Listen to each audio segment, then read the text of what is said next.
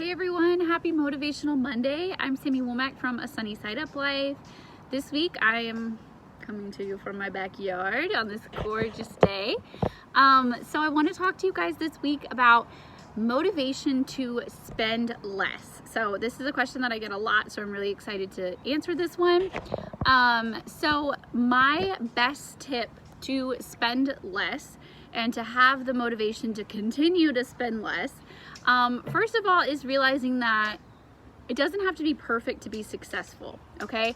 So sometimes we will go through seasons where we will spend more than other times, especially a lot of us realized that during COVID, during lockdown, that like we were gonna buy more stuff online, we were gonna order more food out, things like that, and a lot of our spending kind of got out of control. And just because you go through that for a season doesn't mean that it has to be that way forever.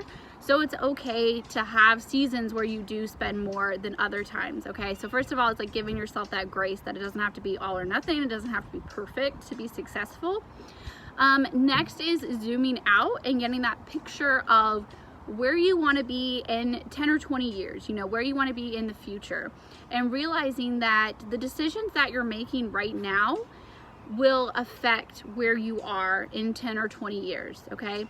And so we have to realize that if we don't control our spending now, that we're never gonna get to where we wanna go. Have you guys ever seen the memes? It's like, is it like Paris Hilton or somebody? It's somebody like looking sad and like thinking, and they're like me thinking about that $3 purchase that I made 5 years ago or something. I don't know what it is. I probably botched that, but thinking that those little purchases, they do add up, and they will affect where you get to in the future, right? And also remembering that your goals are not going to happen on accident. So although you don't have to be perfect, you do have to be intentional. You do have to set up a budget and have a plan, and have a timeline of where you want to be in 10 years and how you can get there and things like that. So make a plan of where you want to be and how you're going to get there. And this also doesn't mean, I think it's like also giving ourselves a lot of freedom, right? And it doesn't mean that we're never going to have fun again. Actually, it's the complete opposite.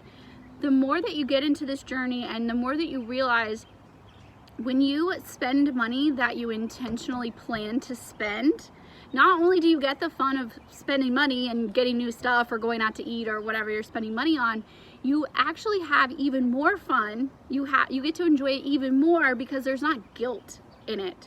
So allow yourself a little bit of fun money. Allow yourself to buy a couple of new shirts when the seasons change. Allow yourself to go out to eat once or twice a week, a healthy balance. It doesn't have to be all or nothing. It doesn't have to be binging and splurging, and it doesn't have to be full on going crazy or full on never having fun, never getting anything new, right? There can be a balance, and there can be seasons where we do one or the other and we go back and forth.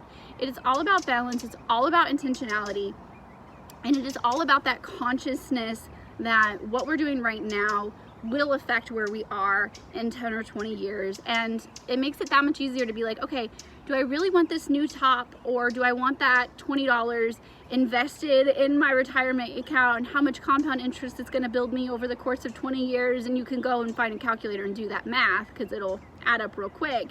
And sometimes you're like, you know what? Yeah, I'd rather have that new shirt. And other times you're like, it's not worth it, And then you can make that judgment call on your own, but you can make that judgment call on purpose, intentionally, right?